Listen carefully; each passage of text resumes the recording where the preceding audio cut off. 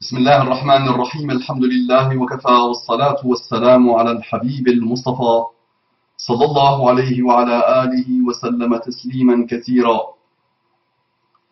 إن الله وملائكته يصلون على النبي يا أيها الذين آمنوا صلوا عليه وسلموا تسليما رب اشرح لي صدري ويسر لي أمري واحلل عقدة من لساني يفقه قولي إخواني أخواتي أبنائي بناتي أعزائي عزيزاتي أعدائي عدواتي السلام عليكم ورحمة الله وبركاته. Que la paix d'Allah subhanahu wa ta'ala, ses miséricordes et ses bénédictions soient sur vous, mes frères et sœurs partout dans le monde, mes amis musulmans, mes frères musulmans.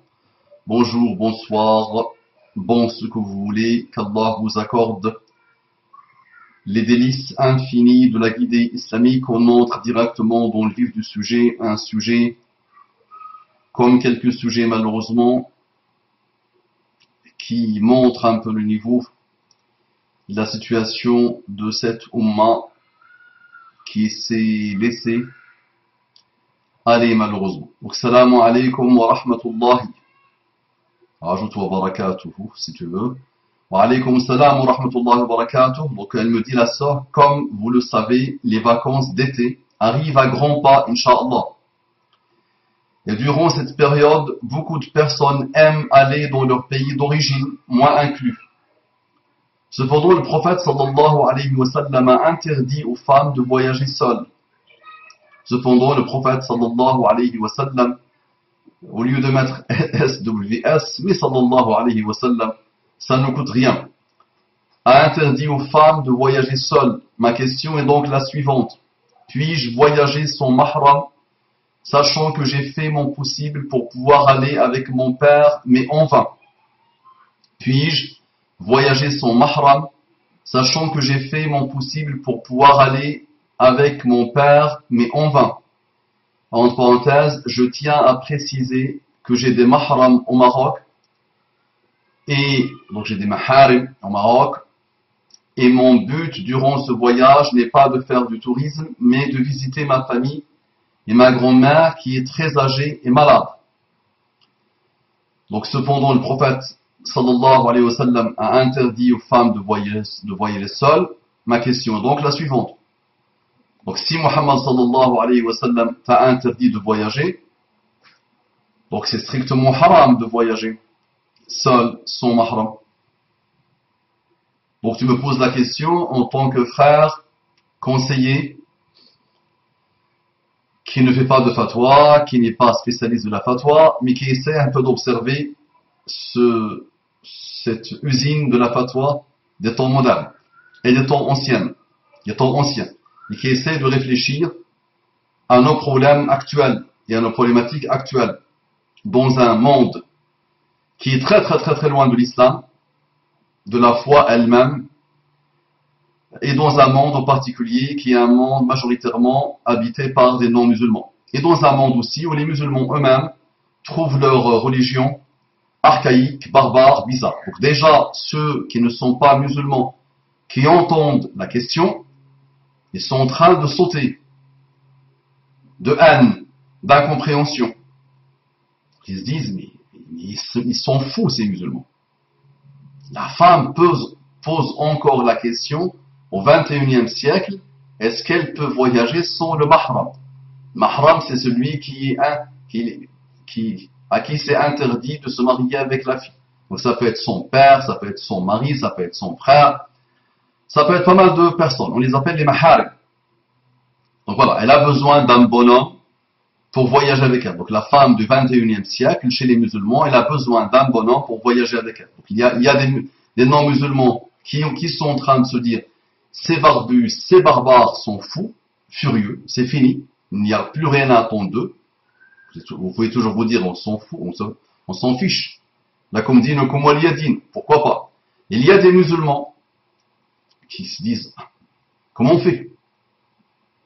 Il y a une autre catégorie qui dit, mais ces musulmans confirment définitivement qu'ils sont complètement dépassés, ils ont démissionné de la terre, donc allez, je quitte l'islam. Quelques-uns sont en train de dire, les musulmans barbus, là, nous a mis Partez en enfer, c'est pas grave, vous quittez l'islam, vous êtes des apostats, partez en enfer. D'accord? Donc la question est délicate. Si tu dis que Muhammad sallallahu alayhi wa sallam l'interdit, donc c'est haram, donc la question ne se pose même pas. Si Muhammad sallallahu alayhi wa sallam a rendu quelque chose haram, qui va pouvoir la rendre halal? D'accord? Donc je dis à mes amis qui vont m'attaquer avant même que je commence, je connais parfaitement, à la perfection même, l'autre réponse. Celle qui dit à la sœur, haram. Il y a des hadiths clairs, nets et précis, qui interdisent la chose, dont le Bukhari, dont Muslim, le Jumhur min al-ulama, dans le passé, il y a même des gens qui disent des ijma' alors qu'il n'y a pas d'ijma', unanimité. Donc je connais parfaitement la réponse. Tu peux même me donner le nom de chair que tu veux, et je peux te limiter. Limiter même. Je peux faire même comme lui, à la perfection. Tu peux choisir celui que tu veux. Et je pourrais te faire une autre en disant haram. D'accord? Mais maintenant, essayons de réfléchir, s'il vous plaît. Avant de réfléchir, je vais poser un préalable. Posons le préalable. D'abord, bismillah. Donc le préalable, un verset, une interprétation d'un verset d'Allah subhanahu wa ta'ala. Allah n'impose à aucune âme une charge supérieure à sa capacité. Allah n'impose à aucune âme une charge supérieure à sa capacité. Al-Baqarah, verset 286. Deuxième verset, à côté de la difficulté est certes une facilité. À côté de la difficulté est certes une facilité. Ash-Sharh, versets 5 et 6. Donc il répète le même verset deux fois. Inna ma'al usri yusra, inna ma'al usri yusra. Il n'a pas dit inna qabla, inna ba'da. Il a dit inna ma'a. Subhanallah. C'est-à-dire, quand il y a épreuve, avec l'épreuve, il y a l'yusra. Avec l'épreuve, il y a le bonheur. Il y a la facilitation. Il y a la facilité. Ce ma'a est un miracle d'Allah. Subhanahu wa ta'ala. Ma'a, donc ça veut dire en même temps que tu es éprouvé, si tu es apaisé par l'apaisement d'Allah, tu sens un apaisement, un bonheur, une endurance, masha'Allah, et tu t'élèves avec l'épreuve et avec la difficulté. Donc ça c'était le verset 2, Ash-Sharh, versets 5 et 6. Verset 3. Ceux qui suivent le messager, le prophète illettré, qu'ils trouvent écrit, mentionné chez eux dans la Torah et l'évangile, il leur donne le convenable, il leur ordonne le convenable, leur défend le blâmable, leur rend licite les bonnes choses, leur interdit les mauvaises, et leur ôte le fardeau et le joug qui était sur eux. Ceux qui suivent le messager, le prophète illettré, qu'ils trouvent écrit, mentionné chez eux dans la Torah et l'évangile, il leur ordonne le convenable, leur défend le blâmable, leur rend licite les bonnes choses, leur interdit les mauvaises, et leur ôte le fardeau et les jougs qui étaient sur eux. Donc Muhammad sallallahu alayhi wa sallam est venu pour ôter les fardeaux, les choses un peu dures et difficiles des communautés d'avant nous. Donc Muhammad sallallahu alayhi wa sallam est venu nous faciliter la vie. Le quatrième verset, donc c'était Al-A'raf, verset 157. Le quatrième verset. Seigneur, ne nous charge pas d'un fardeau lourd comme tu as chargé ceux qui vécurent avant nous. Seigneur, ne nous charge pas d'un fardeau lourd comme tu as chargé ceux qui vécurent avant nous. Al-Baqarah, verset 286. Le cinquième verset. Le mois de Ramadan, au cours duquel, donc j'ai fait exprès de garder tout le verset. J'aurais pu prendre une petite partie du verset, mais je voulais donner tout le verset. Le mois de Ramadan, au cours duquel le Coran a été descendu comme guide pour les gens et preuve claire de la bonne direction et du discernement. Donc quiconque d'entre vous est présent en ce mois, qu'il jeûne. Et quiconque est malade ou en voyage, alors qu'il jeûne un nombre égal d'autres jours. Allah veut pour vous la facilité, il ne veut pas la difficulté pour vous. Donc je répète, Allah veut pour vous la facilité, il ne veut pas la difficulté pour vous, afin que vous en complétiez le nombre et que vous proclamiez la grandeur d'Allah pour vous avoir guidé et afin que vous soyez reconnaissants. Donc Allah veut pour vous la facilité, il ne veut pas la difficulté pour vous. Al-Baqarah 185. Le 6e verset. Et luttez pour Allah avec tout l'effort qu'il mérite. C'est lui qui vous a élu et il ne vous a imposé aucune gêne dans la religion. Et luttez pour Allah avec tout l'effort qu'il mérite. C'est lui qui vous a élu et il ne vous a imposé aucune gêne dans la religion. Al-Hajj, partie du verset 78. Le 7e verset. Allah ne veut pas vous imposer quelque gêne, mais il veut vous purifier et parfaire sur vous son bienfait. Peut-être serez-vous reconnaissant. Allah ne veut pas vous imposer quelque gêne, mais il veut vous purifier et parfaire sur vous son bienfait. Peut-être serez-vous reconnaissant. Al-Ma'idah, verset 6. Le 8e verset. Allah veut vous alléger, entre parenthèses, les obligations, car l'homme a été créé faible. Allah veut vous alléger, entre parenthèses, les obligations, car l'homme a été créé faible. An-Nisa, verset 28. Le 9e verset. Allah veut vous faciliter l'accomplissement de vos devoirs religieux et vous éviter la gêne. Allah veut vous faciliter l'accomplissement de vos devoirs religieux et vous éviter la gêne. Al-Baqarah, verset 185. Donc on peut trouver d'autres dans le Coran. Et vous voyez un peu l'esprit du Coran. D'accord? Donc il y a des choses obligatoires. Il n'y a aucun doute. Elles sont claires, nettes et précises. D'accord? Il y a des choses où il y a maintenant un ijtihad de ulama. Dans les anciens temps, la situation était autre. D'accord? Les problématiques étaient autres. L'ijtihad des savants était autre. Aujourd'hui, le temps a beaucoup changé. Et je vais expliquer la chose, Inch'Allah. Il y a d'autres ijtihadat, alhamdulillah, qui sortent. Et je peux même prétendre aujourd'hui qu'il y a une très grande partie de savants, d'accord, qui font l'ijtihad que vous allez entendre.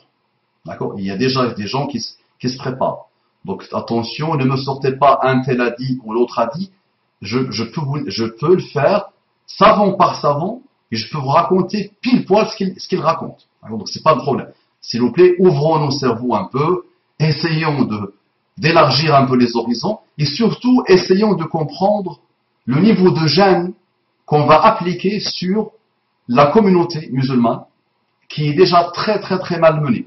D'accord? Donc c'était quelques versets. Maintenant on va voir l'esprit des hadiths. Premier hadith. Enseignez, facilitez et ne compliquez pas les choses. Annoncez la bonne nouvelle et ne faites pas fuir les gens.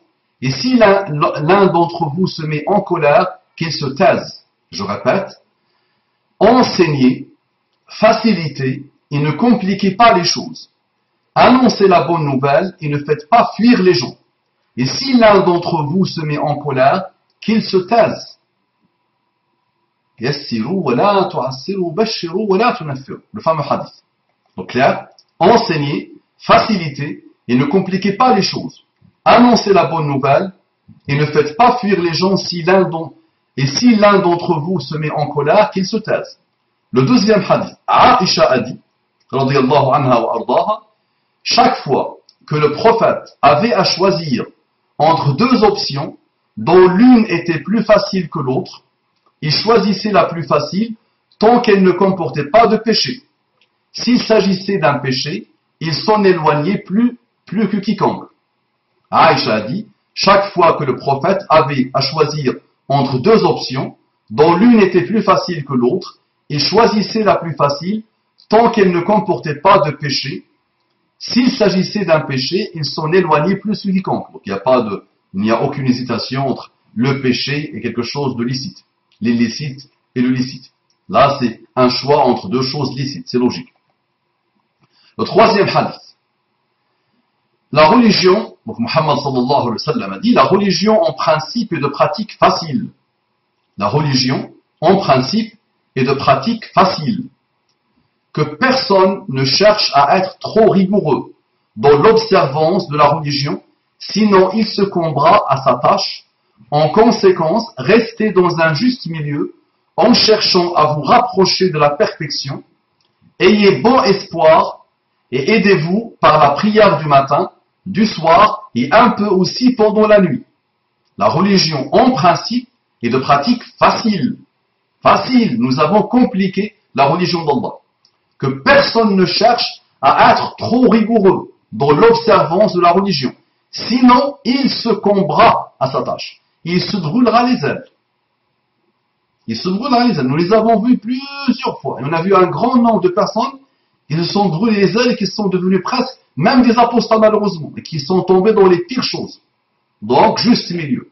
Donc, personne ne cherche à être trop rigoureux dans l'observance de la religion, sinon il succombera à sa tâche. En conséquence, restez dans un juste milieu en cherchant à vous rapprocher de la perfection. Ayez bon espoir et aidez-vous par la prière du matin, du soir et un peu aussi pendant la nuit. Donc c'est moi qui vous ai mis les versets, les hadiths, ça m'a pris du temps pour ne pas faire ce que beaucoup de monde font malheureusement. Haram, il ne se casse pas la tête. La femme lui explique ça. Plus 4 forces majeures. Elle a essayé. On voit qu'elle veut vraiment partir avec son mahram. Haram. 2 hadiths, 3 hadiths, haram. Allez. Vous voyez, donc j'ai essayé de poser un préalable d'abord pour que tu comprennes le principe, l'esprit du Coran et l'esprit des hadiths. L'imam Shatibi dit dans le fameux livre Al-Muwafaqat de nombreux détails. Donc le Muwafaqat, donc Shatibi c'est le spécialiste des finalités de la religion d'Allah. Les finalités. Ça malheureusement la majorité écrasante des jeunes ne le connaissent pas. Les maqasid al-sharia, walou. Niet, comme un taureau le pauvre. Il a vu le rouge, il tape sur le rouge, alors que dans le rouge il y a sa mort. Tu vois, on lui fait comme ça, c'est comme ça. Et une majorité de jeunes aujourd'hui, et même de plus vieux, comme ça, obtus, bornés, il ne réfléchit pas. Il n'essaie pas de comprendre. D'accord, haram, halal, on ne comprend plus rien. Et on se brûle les ailes, et on se met dans des situations tordues et tendues. D'accord? Allahumma salli wa sallim ala Muhammad. Donc l'imam Shatibi dit dans Al-Muwafaqat, donc pour ceux qui veulent s'intéresser à ce domaine et qui veulent ouvrir leur horizon, je conseille, donc, ce domaine c'est la spécialité de l'imam al-Ghazali, ou l'imam al-Ghazali, Abu Hamid al-Ghazali, le premier, Abu Hamid al-Ghazali, le premier. C'est aussi Sheikh Tahir ben Ashur, et avant Tahir ben Ashur, Shatibi.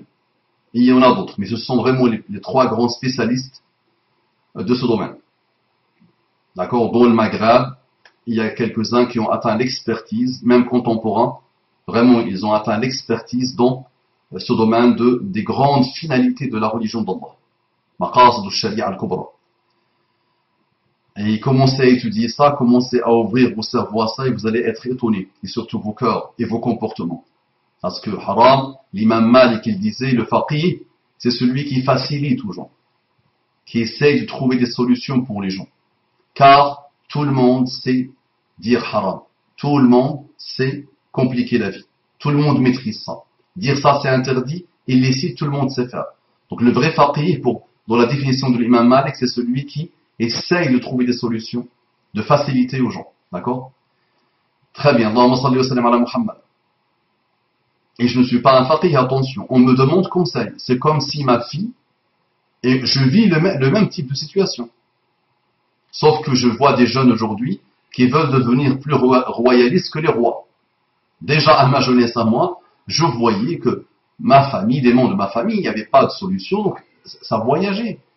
Sécurité totale, alhamdoulilah, et ça voyageait. Quand c'est pas possible d'avoir le mahram, la tante ou la mère ou la X ou la Y, voyager.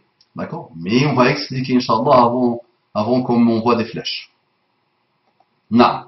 Donc de nombreux détails, donc l'imam Shatibi, je vous rappelle, un grand spécialiste, alayhi rahmatullah, de Maqasid Sharia, le livre est phénoménal, Muwafaqat, de nombreux détails considérés ensemble permettent d'établir l'intention d'éviter la difficulté.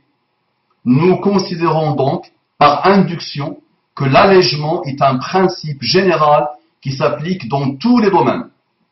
Je répète, de nombreux détails considérés ensemble permettent d'établir l'intention d'éviter la difficulté. Nous considérons donc par induction que l'allègement est un principe général qui s'applique dans tous les domaines. La sœur, tu t'impatientes ou pas? C'est peut-être pour la première fois que tu entends quelqu'un qui essaie de répondre de cette manière-là. Parce que malheureusement, tu vois, haram. Surtout les spécialistes du haram, c'est haram, hadith, il y a le hadith, haram. Il ne va pas réfléchir, il va dire oui, qala, l'autre, qala. Les autres, il va faire en sorte de ne pas trop les citer, d'accord? Et il va dire haram. Il y a deux hadiths, trois hadiths, haram, on ne se casse pas la tête. Allez, haram. Est-ce qu'il va réfléchir un peu? Est-ce qu'il va dire tel pays c'est simple, l'autre pays c'est compliqué? Non. Haram. Sachant que je vous rappelle à chaque fois que quand vous avez des questions, s'il vous plaît, vous avez le comité de fatwa européen, vous avez le comité de fatwa français. En cas de doute, ce sont ceux-là qui connaissent parfaitement votre situation et vos problématiques. D'accord? Al-fatwa tatagayyaru biz-zamani wal-makani wal-ahwali wal-ashkhas. La fatwa est fonction de zaman, l'époque, al-makan, l'endroit, al-ahwal, le contexte, al-ashkhas, les personnes. Deux personnes posent la même question, l'alim peut dire halal à un et haram à un autre. Pour la même question. D'accord? Donc le fatwa, très complexe. Et normalement, elle est là pour faciliter la vie aux musulmans, en fonction de chaque situation, en fonction de l'endroit, de l'époque, du contexte et des gens. Gardez-le à l'esprit. Vous savez, l'imam Shafi'i avait écrit son livre, son fameux livre, où il avait mis tous ses fatawas.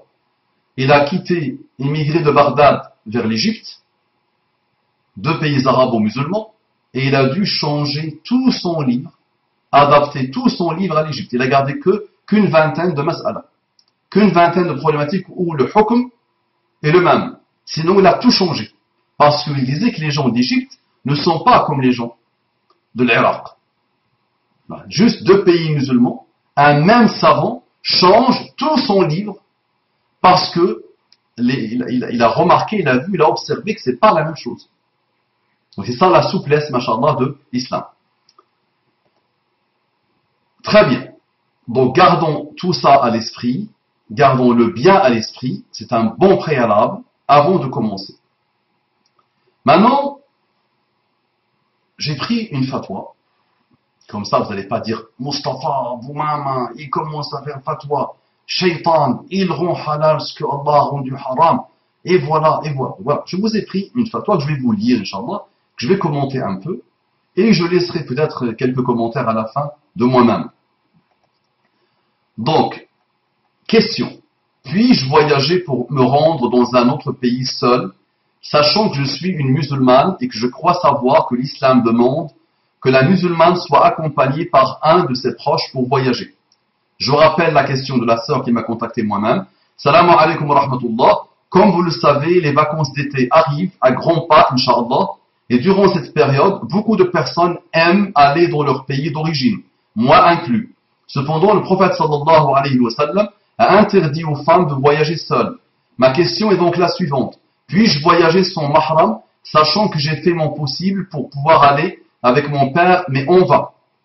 Entre parenthèses, je tiens à préciser que j'ai des mahrams au Maroc et mon but durant ce voyage n'est pas de faire du tourisme, mais de visiter ma famille et ma grand-mère qui est très âgée et malade. Donc si elle avait un mahram, père ou frère ou mari, par exemple, capable de partir avec elle sans trop de gêne pour tout le monde, tu vas dire oui, haram. Prends le hadith tel quel, haram. Regardez la situation de la sœur. Et ça, c'est la situation de la grande majorité de vos mamans, de vos épouses, de vos sœurs, de vos filles et des femmes de vos familles. Arrêtons de vous mentir. Et on l'expliquera, Inch'Allah, à la fin. Très bien. Donc, c'était la même question, plus ou moins, sauf que celle-là, elle est posée pour montrer vraiment le cas de force majeure. Donc, la réponse. La question que vous posez est la question de savoir si la femme musulmane peut voyager seule ou s'il faut qu'elle soit accompagnée de son mari ou d'un mahram, entre parenthèses, proche parent, avec qui elle ne peut jamais se marier. Donc il explique le mahram. Proche parent, avec qui elle ne peut jamais se marier. Ok, ça c'est la question. Donc il dit, les ulama sont unanimes à dire qu'en cas de nécessité absolue, la musulmane peut voyager seule. Ce cas de nécessité absolue est par exemple celui d'une femme qui a été faite prisonnière dans un pays ennemi et qui a réussi à s'échapper. À l'exemple de ces femmes musulmanes qui, à l'époque du prophète, sallallahu alayhi wa sallam, ont dû émigrer de la Mecque jusqu'à Médine. Certaines, parmi elles, étaient seules, elles n'avaient pas d'autre choix. Voilà un premier cas, donc le cas de force majeure, clair pour tout le monde, ça ne pose aucun problème. Ça marche. Très bien. Grand B. Par contre, la question reste posée pour les cas autres que celui de la nécessité absolue. Et à ce sujet, il y a différents hadiths. D'un côté, des hadiths interdisent le fait que la musulmane voyage seule. Ensuite, certaines versions de ces hadiths mentionnent une interdiction inconditionnelle, sans mention aucune d'une quelconque distance. Ces versions sont rapportées par Al-Bukhari et Muslim. D'autres versions de ces hadiths disent « Il n'est pas permis à une femme qui croit en Dieu et au jour dernier de voyager la distance de 1 jour et d'une nuit sans qu'elle soit accompagnée d'un mahram. » Dans d'autres versions, il y a la distance de 2 jours. Dans d'autres, il y a la distance de 3 nuits, rapportée par Muslim. D'accord? Il y a par ailleurs un hadith, donc c'est ce type de hadith que quelques savants, ils disent haram, 2 hadiths, 3 hadiths, ils ne veulent plus rien entendre. C'est haram, point. Comprendre un peu la situation? Non. Les problèmes de la Ummah? Non. La situation des gens dans ce type de pays? Non. Les convertis, reconvertis? Non. Malheureusement. Si tu le vois austère, sec, il répète un peu ce que les anciens savants ont dit par rapport à ces hadiths. Qala, wa qala, wa qala. Point barre. On ne réfléchit. C'est malheureux. C'est la situation actuelle. D'accord?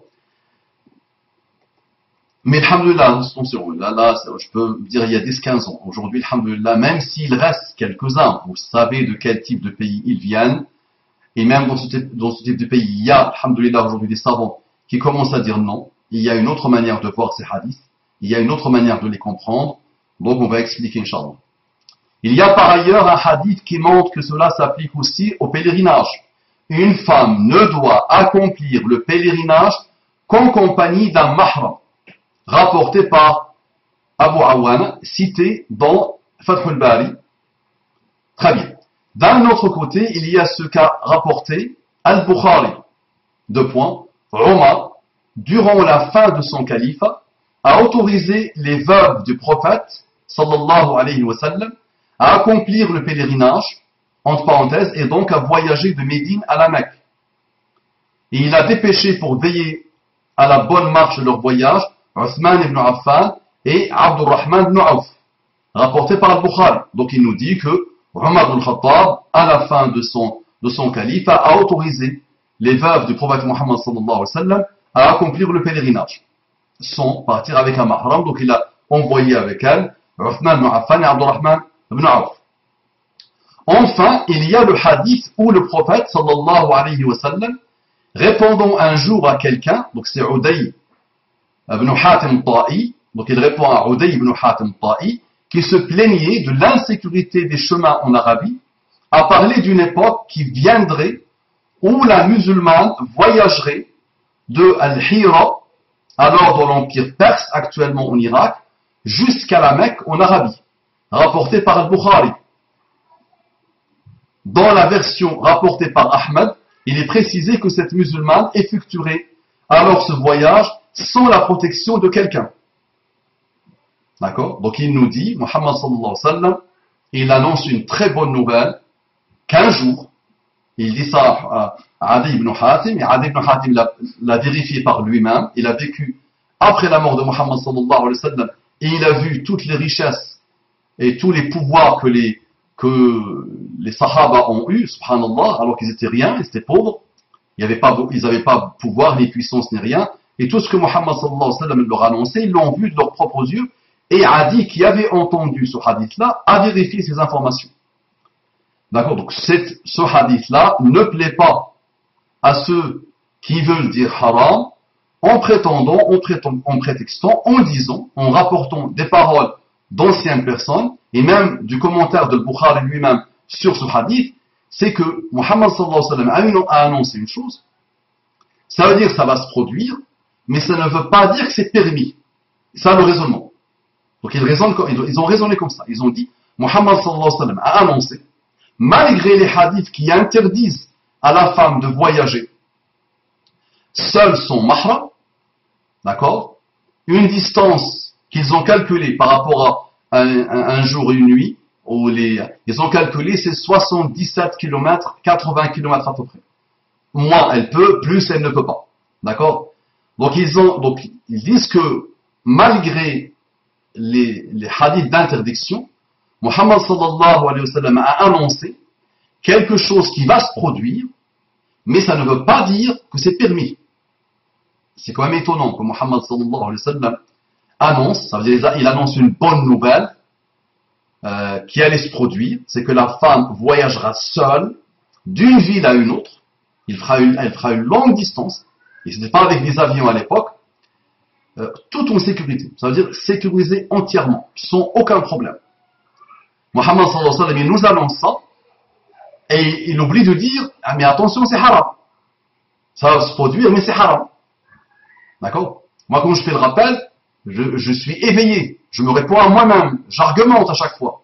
Je dis, ils vont penser ça, il faut que je réponde ça, donc j'essaie de faire le tour de la problématique. Et je suis rien, moi, en plus. Voilà. Imaginez Muhammad sallallahu alayhi wa sallam. Donc il sait qu'il a déjà interdit, et il dit, dans un hadith authentique, connu et reconnu, d'accord, que je vous annonce une excellente nouvelle, vous allez avoir ça, vous allez avoir le pouvoir sur les palais des Perses et les palais de ça et de ça, vous allez avoir des richesses. Il annonce tout ça à beaucoup de Sahaba, et surtout à ce Adi ibn Hatim Ta'i, et il me dit, la femme voyagera, va'in min al-hira, elle voyagera seule, elle ne craindra rien, en sécurité totale. C'est-à-dire, elle fera une longue distance, avec à l'époque soit des chameaux, soit des chevaux, soit des ânes, ou des longues distances qui prennent du temps, subhanallah. Imaginez une femme qui voyage dans le désert, toute seule, sécurisée. Et Mohammed ne dit pas que c'est interdit à ce moment-là. D'accord? Donc vraiment, quand vous voyez la divergence des musulmans, il y a d'autres choses, mais c'est celle-là la divergence. Il y a divergence, depuis très longtemps. D'accord?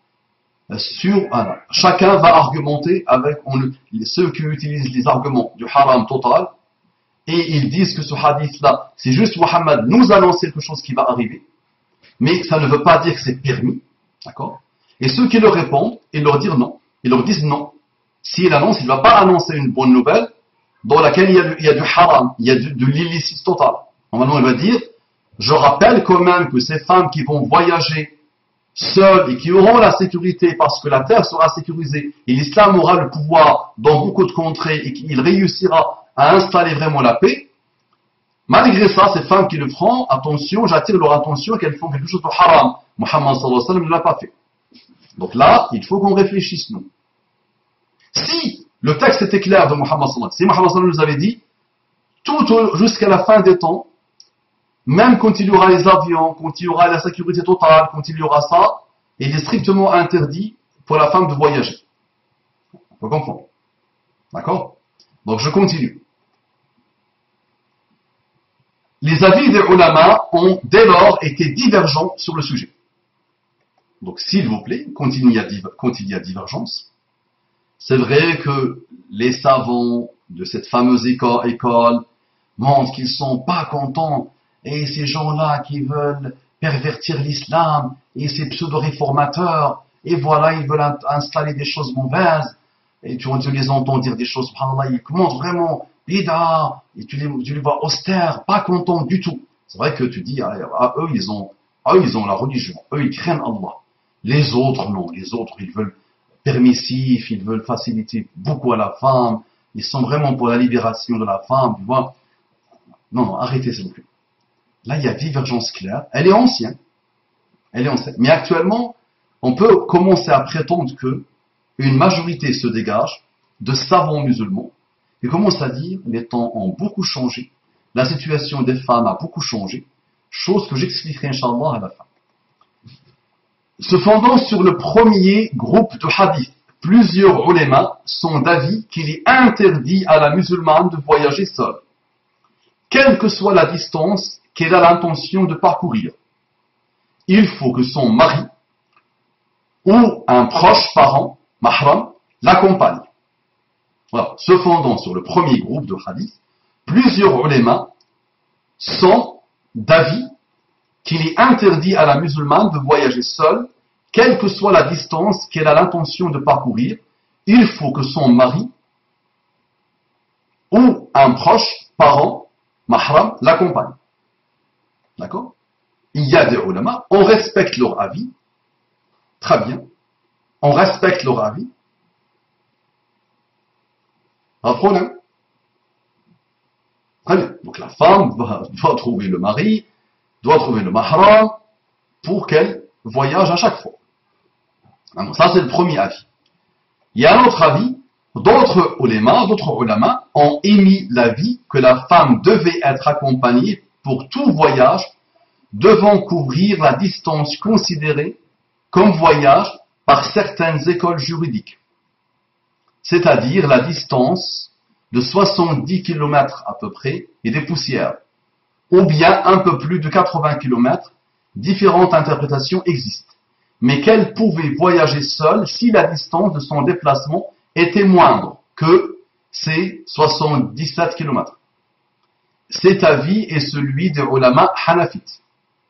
Je répète, donc d'autres ulama ont émis l'avis que la femme devait être accompagnée pour tout voyage devant couvrir la distance considérée comme voyage par certaines écoles juridiques, à peu près 77 à 80 km. Mais elle pouvait voyager seule si la distance de son déplacement est inférieure. Cet avis est celui de ulama hanafites. Se fondant sur le pèlerinage effectué par les veuves du prophète, plusieurs ulama de l'école shafi'ite sont d'avis que la musulmane peut voyager pour le pèlerinage sans être accompagnée d'un proche parent, mahram, mais en étant au sein d'un groupe de femmes sérieuses et sûres. Ce groupe devant accomplir tout le voyage ensemble.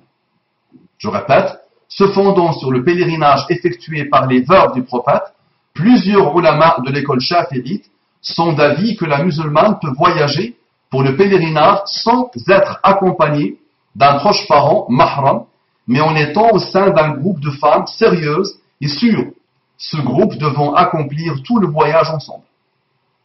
Enfin, se fondant sur le dernier hadith, quelques ulama pensent, et quand il dit quelques, ça c'est les temps anciens. Actuellement, cherchez, s'il vous plaît, c'est très facile de chercher. Cherchez, vous allez voir qu'aujourd'hui il y a beaucoup de ulama dans les pays musulmans qui commencent à comprendre un peu le contexte actuel et qui disent que voilà, dans des situations comme celle décrite par la jeune femme, elle peut voyager si et seulement si elle pense, elle voit, elle sait que normalement c'est sécurisé. Il n'y a pas de problème, il n'y a pas beaucoup de risques de viol, il n'y a pas beaucoup de risques pour elle. Elle peut voyager quand elle sait qu'elle est en sécurité. D'accord? Donc, enfin, se fondant sur le dernier hadith, quelques ulama pensent que c'est l'insécurité qui est la propriété ayant motivé la règle. Et je ne vois pas personnellement une autre.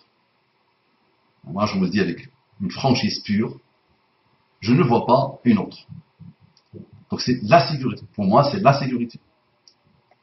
D'accord? Mohammed sallallahu alayhi wa sallam ne va pas interdire ça comme ça. C'est la sécurité, c'est pour l'intérêt de la femme. Chaque 3 secondes, il y a un viol aux États-Unis. D'accord? Je pense même moins. Les statistiques sont de pire en pire. D'accord? En France, il y a beaucoup de viols. Je sais plus, c'est une femme sur 4 ou une femme sur 5 a subi un viol dans sa vie. Donc ça n'est pas en voyage. C'est aujourd'hui elle sort et elle est violée. Donc la situation devient un peu compliquée. Maintenant, quand elle voyage, donc elle peut, avant même qu'elle voyage, elle peut être violée, d'accord? Mais si elle voyage, s'il y a sécurité, elle prend l'avion à Paris, elle est déposée à Constantine et sécurisée, personne ne va la violer dans l'avion. Globalement, il y a sécurité et elle peut voyager. Donc je répète, enfin se fondant sur le dernier hadith, quelques ulama pensent que c'est l'insécurité qui est la propriété ayant motivé la règle présente dans les premiers hadiths. Donc il y a quelque chose, il y a une illa, la règle présente dans les premiers hadiths. Ces derniers, bien qu'inconditionnels, sont donc à comprendre comme se rapportant à la situation prévalant alors en Arabie. 2 points, l'insécurité. Ces ulama ont alors émis comme avis que si le pays connaît une sécurité parfaite, semblable à celle que ce dernier hadith mentionne, la musulmane peut voyager seule et que c'est lorsque le pays n'est pas dans ce cas qu'elle doit impérativement être accompagnée de son mari ou d'un proche parent pour voyager. Je répète, enfin, se fondant sur le dernier hadith, quelques ulama pensent que c'est l'insécurité qui est la propriété ayant motivé la règle présente dans les premiers hadiths. Ces derniers, bien qu'inconditionnels, sont donc à comprendre comme se rapportant à la situation prévalant alors en Arabie. L'insécurité. Ces ulama ont alors émis comme avis que si le pays connaît une sécurité parfaite, semblable à celle que ce dernier hadith mentionne, la musulmane peut voyager seule, et que c'est lorsque le pays n'est pas dans ce cas qu'elle doit impérativement, c'est-à-dire quand il n'y a pas de sécurité, quand elle a peur pour elle-même, si elle voyage, elle est violée, elle est kidnappée, elle est tuée, autre problème, donc dans ce cas qu'elle doit impérativement être accompagnée de son mari ou d'un proche parent pour voyager. Selon ces ulama, l'insécurité est donc le motif, al-illa. Selon ces ulama, l'insécurité est donc le motif de l'interdiction. Donc Muhammad sallallahu alayhi wa sallam a interdit pour un motif, pour une illa. C'est quoi la illa? L'insécurité. Et donc l'insécurité est donc le motif de l'interdiction pour la musulmane de voyager seule. Si ce motif est absent, cette interdiction ne s'applique plus, comme le montre le dernier hadith. Donc selon ces ulama, l'insécurité est donc le motif de l'interdiction pour la musulmane de voyager seule. Si ce motif est absent, cette interdiction ne s'applique plus, comme le montre le dernier hadith. Le fameux hadith qui dit qu'il y aura une époque où, donc Muhammad sallam était dans un moment très difficile, et il annonce qu'à l'avenir, les musulmans verront, avec leurs propres yeux, la femme voyager et faire une longue distance en sécurité totale. Ibn Muflih relate cet avis de Ibn Taymiyyah à propos du voyage de la femme pour le pèlerinage, mais aussi pour tout autre acte culturel. Ibn Muflih relate cet avis de Ibn Taymiyyah à propos du voyage de la femme pour le pèlerinage, mais aussi pour tout autre acte culturel. Ibn Muflih cite par ailleurs l'avis de certains ulama shafi'ites, selon qui le voyage commercial est aussi concerné par cette règle. Ibn Taymiyyah, pour lui, tout type de voyage, que ce soit Hajj, Umrah, n'importe quel voyage de ta'a, obéissance, ce sont des voyages de ta'a. Elle ne va pas voyager pour vendre la drogue, d'accord, pour se prostituer. Ce sont des voyages de ta'a. Même les voyages commerciaux, les voyages actuellement d'études aussi. Par exemple, s'il y a sécurité, donc, pour lui, ça pose pas de problème.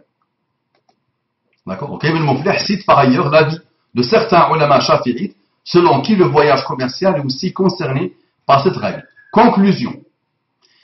J'ai préféré, donc c'est pas ma conclusion, c'est toujours la conclusion de la fatwa. J'ai préféré citer les différents avis existants quant à la question qui nous préoccupe, plutôt que d'exprimer la justesse de tel avis sur tel autre. Ce que je rappellerai simplement, c'est que l'idée directrice qui se trouve derrière ces règles données par le prophète sallallahu alayhi wa sallam et sur la base desquelles ces ulama ont donné les avis que nous avons vus, n'est pas comme certaines personnes le prétendent, que pour l'islam la femme est une perpétuelle mineure, ni qu'on ne peut pas lui faire confiance. Excellentissime. L'idée dirigeant ces règles est la volonté de protéger la femme contre tout ce qui pourrait lui arriver pendant un voyage loin des siens.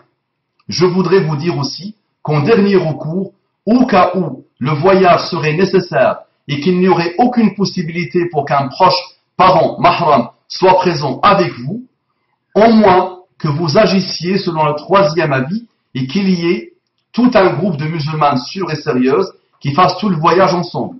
Quant au quatrième avis, certains savants contemporains, comme le Qaradawi, pensent qu'il est applicable. Il change parfois d'avis. Il a eu plusieurs manières de voir la chose. Mais les savants peuvent évoluer. Donc le Qaradawi, comme le Qaradawi, pensant qu'il est applicable. Ceux qui partagent cet avis doivent cependant, avant de pouvoir l'appliquer, étudier de façon sérieuse la situation du pays et de la région où le voyage va s'effectuer. Y a-t-il vraiment sécurité générale ou non? Quatrième avis, il y a sécurité, tu peux voyager. Donc à toi de vérifier, de savoir globalement, parce que tu peux être violé chez toi. D'accord? C'est le global. Le rare, on ne fait pas de jugement par rapport au rare. D'accord? Choses qui se produisent rarement. Globalement, je voyage de la France vers le Maroc. En général, on sait qu'il y a eu rarement, vraiment très rarement, des femmes qui ont été kidnappées ou violées ou tuées ou insultées ou maltraitées. En général, pendant une année, on sait que globalement, il y a la paix. C'est paisible, c'est apaisé. Je ne vois pas comment, dans un avion, les gens vont voyager, vont violer d'autres, vont traiter d'autres. En général, dans l'avion, respect total, tout le monde est gentil, tout le monde... Les amis, j'aurais pu vous dire, moi, les amis, moi, j'aime tel savant dit haram, quelques hadiths, haram, je me casse pas la tête, j'aurais pu ne pas répondre à la sœur, mais je ne peux pas me le permettre. Je ne fais pas la fatwa à la sœur, d'accord? Je conseille par rapport à ce qui existe sur le marché de la fatwa. C'est un marché aujourd'hui. C'est une industrie, malheureusement. Ce qu'on voit, c'est que malheureusement, il y a des gens qui ne comprennent pas. Si je prends quelques savants de l'Arabie saoudienne, vous savez que la femme là-bas est interdite de conduire. Tout le monde met son épouse avec un Pakistanais ou sa fille ou sa sœur dans une voiture. Ils voyagent. Et ils ont trouvé le moyen de nous dire c'est pas une khulwa. Toujours on s'arrange, c'est pas une khulwa. C'est-à-dire ils sont dans un monde privé, la voiture, c'est pas une khulwa. Il ne peut rien faire. Il n'y a pas de possibilité de forniquer. Une. Deuxième, le Ubaykan, connu, reconnu, souvent il tire la sonnette d'alarme, il dit aux savants de l'Arabie saoudienne, arrêtez, réveillez-vous un peu s'il vous plaît, vous êtes immobile à mort. Le Ubaykan, vous pouvez aller voir la fatwa de l'Ubaykan, il dit quoi? Il dit que vous autorisez, donc vous ramenez des serveuses, des domestiques de l'étranger pour vous servir dans vos maisons. À ce moment-là, vous ne leur dites pas que c'est haram de voyager seul. Quand elles viennent, quand elles vous disent elles veulent faire une umrah ou un hajj, vous leur dites c'est haram de voyager seul sans mahram. D'accord? Donc c'est des contradictions. Il y a tellement de contradictions malheureusement. Maintenant, moi j'habite en France. La problématique est française. D'accord? Les amis, est-ce que les femmes d'aujourd'hui, billahi alaykum, on ne va pas les rendre folles, on ne va pas les pousser à détester la religion d'Allah et devenir apostats? L'imam. Imaginez les pauvres, il faut qu'elles mettent le hijab. Ça les condamne à quitter le circuit scolaire, à quitter le circuit professionnel. On leur dit, les hommes ne sont plus hommes. C'est fini. Ça divorce très vite. D'accord? Le frère ne pense qu'à son intérêt, il ne pense que sa vie. Personne ne prend le rôle de mahram au sérieux. C'est ça le monde aujourd'hui, il ne faut pas se mentir. Les maris, donc le taux de divorce explose.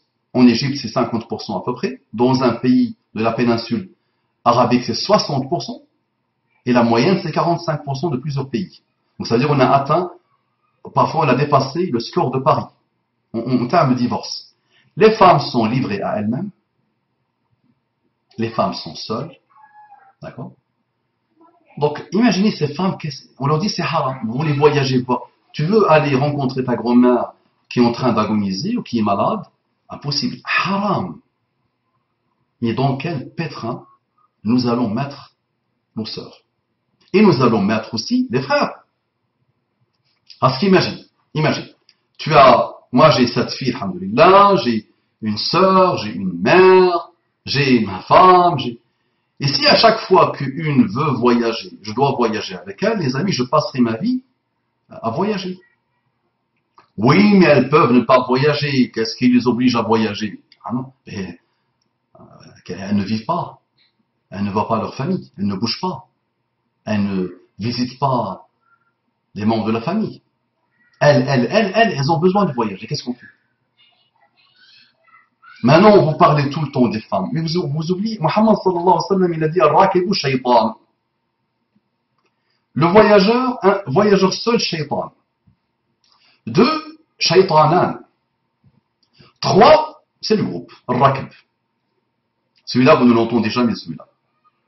Même pour les hommes, quand tu voyages seul, tu es shaytan toi-même. Et même de l'Arabie saoudite, il voyage seul pour aller forniquer dans le Maghreb. Donc c'est vrai, quand tu voyages seul, tu perds la tête. 2, même 2, shaytanan. Dès qu'il y a 3 normalement, il dit Muhammad sallallahu alayhi wa sallam, ok, rakib. Le groupe pour voyager. Donc là, on va dire, oui, mais l'explication de ce hadith, qui est sahih, qui est authentique, c'est il ne faut pas que l'homme se mette dans des marche et voyage dans des endroits où il n'y a pas beaucoup de fréquentation, beaucoup de mouvements, c'est pour l'insécurité. Comme ça qu'on l'explique, de 2 lignes et on s'arrête. C'est bon. Mais les hommes voyagent seuls, partout, et souvent avec la niya de forniquer. Et souvent, malheureusement, pour ceux qui connaissent un peu le Maghreb, pour ceux qui ont connu le Liban par exemple, pour ceux qui voient ce qui se passe à Nice et à Monaco, vous voyez ce que les Saoudiens font, par exemple. D'accord? Nos sœurs à nous, quand tu vois une sœur comme ça, qui a grandi en France, dans le monde d'aujourd'hui, et tu vois comment, subhanallah, elle veut ne pas commettre l'illicite. Elle veut trouver une solution. D'accord? Et tu viens, toi, tu lui dis haram, tu lui interdis la vie, il n'y a plus rien à faire, on ne réfléchit pas, on ne se casse pas la tête. Qu'est-ce qu'on fait? D'accord? Donc, rappelez-vous de l'esprit général des versets que je vous ai cités au début. Rappelez-vous des 3 hadiths, et on peut trouver d'autres, on peut mettre d'autres, de leur esprit, d'accord? Et essayons de faciliter la vie. D'accord? Les choses évoluent. À cette époque, alhamdoulilah, voyager, ce n'est plus difficile, alhamdoulilah. Maintenant, une femme, quel bonheur de voyager avec son épouse. Quel bonheur que l'épouse voyage avec son mari, quand c'est possible. Mais quel bonheur. Mais le monde dans lequel on vit devient un monde très tendu. D'accord? Et nos femmes aujourd'hui, on a vraiment tellement peur pour nos femmes. Les amis, vous connaissez un peu le monde. Aujourd'hui, elle est dans sa maison, dans son lit, et on peut la sortir de son lit pour forniquer avec. D'accord? Donc là, il y a une autre manière d'adopter l'éducation, d'approcher l'éducation plutôt. D'autres prismes d'éducation qu'il faut qu'on mette en place. Et elle est chez elle, bien sécurisée au chaud, avec son mari. Et il n'y a pas plus facile que de forniquer avec, malheureusement. L'évolution est mauvaise, d'accord? Donc quand on a, alhamdoulilah, des sœurs comme celle-là, qui essayent de faire leur maximum, qui essayent d'avancer, et toi tu viens te leur dire, il y a que mon savon à moi qui a bien vu. C'est lui, il a l'air, il craint Allah. Ah ben lui, ça ne coûte rien. Il est assis là-bas, en Arabie Saoudite, il ne connaît pas ton problème, il ne connaît pas ta situation, d'accord? Et il te dit haram. Il n'y a pas de, on réfléchit pas, c'est haram. Allez, on ne réfléchit pas. On se dit pas, mais peut-être Muhammad sallallahu alayhi wa sallam, il y avait une ilm, il y avait quelque chose. Il ne va pas dire, il ne va pas avoir d'autres aussi. Abdullah ibn Omar, par exemple, voyageait avec des femmes qu'il avait libérées alors qu'il n'était pas leur mahram. Et on peut trouver d'autres cas.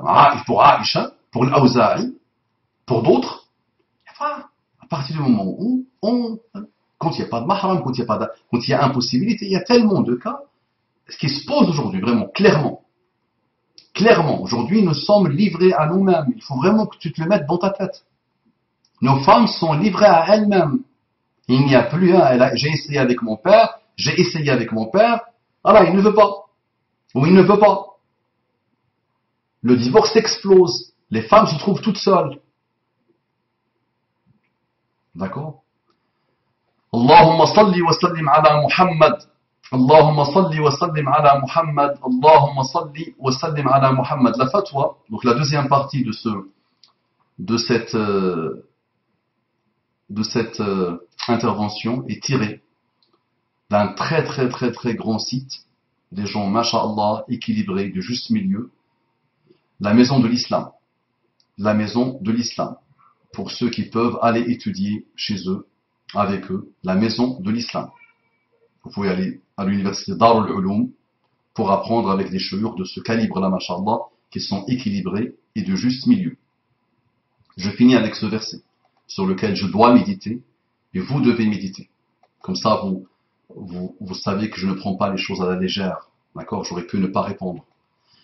Qu'avez-vous à ne pas manger de ce sur quoi le nom d'Allah a été prononcé, alors qu'il vous a défaillé ce qu'il vous a interdit, à moins que vous ne soyez contraints d'y recourir. Beaucoup de gens égarent, sans savoir, par leur passion. C'est ton Seigneur qui connaît le mieux les transgresseurs. Donc imaginez, je joue à ce jeu d'égarer les gens. Ne croyez pas que je prends les choses à la légère. Par la grâce d'Allah subhanahu wa ta'ala, ce sont des choses qui m'ont toujours passionné, à qui j'accorde beaucoup de mon temps. J'ai déjà répondu à ça à une époque par écrit. D'accord? Maintenant, j'ai répondu oralement à cette jeune femme parce que ça peut servir à d'autres. Et on doit commencer à s'ouvrir. Il y a des choses claires. Je ne vais pas ne pas prier pour me faciliter la vie. Je ne vais pas ne pas faire la zakat parce que le monde a changé. Il y a des choses claires, nettes et précises. D'accord? Mais il y a des choses qui ont eu, et là je vous ai donné, il y a tellement de ijtihadat par rapport à ces choses-là, et on va te dire, et un tel a dit, et on a été en désaccord sur ça, il y a eu un désaccord sur ci, il y a eu une divergence sur ça, juste sur ce quelques hadiths. Maintenant, quand vous lancez la recherche sur ce type de choses, il y a toujours les mêmes types de fatwas qui vont sortir, à la virgule près. C'est vrai que le pétrodollar arrive à installer son industrie de la fatwa, malheureusement. Ce type de sujet, il lui accorde une importance capitale. Mais, par exemple, que les descendants du roi Abdul Aziz, par exemple, la famille Al Saoud, ils ont une rente jusqu'à la fin de leur vie et celle de leurs descendants, plus de 20 000 personnes par exemple. Non, il n'y a pas de fatwa sur ce type de choses. Ce sont des choses qui n'intéressent pas la Oumma. D'accord? Nous mourrons tous les jours. Les richesses de la terre musulmane, subhanallah, elle est accaparée par des gens millionnaires quand ils sont pauvres et archi-milliardaires quand ils sont riches. On voit leurs scandales tous les jours, on entend parler de tous les jours et on n'entend pas un savant nous faire une fatwa claire pour conseiller. Par exemple, quand il s'agit de fatwa de taqlid, il prend les livres anciens, ce que les anciens ont dit, et il ne veut pas réfléchir avec tout le respect que je leur dois. Attention, avec tout le respect que je leur dois. Donc malheureusement, il y a deux poids, deux mesures. Malheureusement. Donc on rend difficile la vie à la populace d'accord, sur des sujets où il y a possibilité de faire l'ijtihad, il y a déjà eu l'ijtihad, et alhamdoulilah, il y a un nombre de savants aujourd'hui qui se dégagent et qui commencent à dire les temps ont changé. La cause de ce type de hadith, c'était vraiment la sécurité de la femme. Aujourd'hui, on peut être en sécurité et on peut ne pas l'être juste en sortant de chez nous. Quand il y a sécurité, elle peut voyager. Quand il y a sécurité, l'homme aussi peut voyager. Quand il n'y a pas sécurité, les deux ne peuvent pas voyager. Réglé. D'accord? Donc c'est vrai que quand tu veux mener la recherche, quand tu veux prendre des livres, tu trouves que, et même à l'époque, maintenant, c'est en train de changer. Parfois les savants même avaient peur de s'aventurer dans ce type de choses parce que la majorité aime prendre de chez l'Arabie Saoudite parce que c'est la terre de l'Hijaz. C'est là où il y a les terres sacrées. Donc le savant parfois ne voulait pas prendre le risque d'aller s'aventurer dans ces contrées par peur que la populace devienne méchante ou trouve qu'il est permissif ou qu'il se prend pour un réformateur ou qu'il attaque la sunna. S'il vous plaît, réfléchissons. Qu'Allah vous bénisse. Assalamu alaikum wa rahmatullahi wa barakatuh.